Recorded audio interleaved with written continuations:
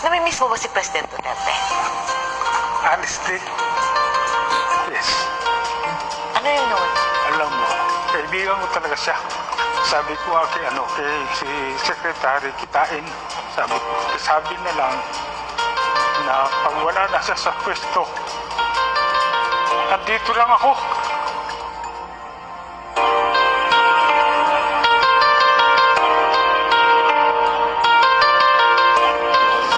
Alam mo, kaibigan talaga kami ni Speaker noon pa. So I am very sorry that it had happened, but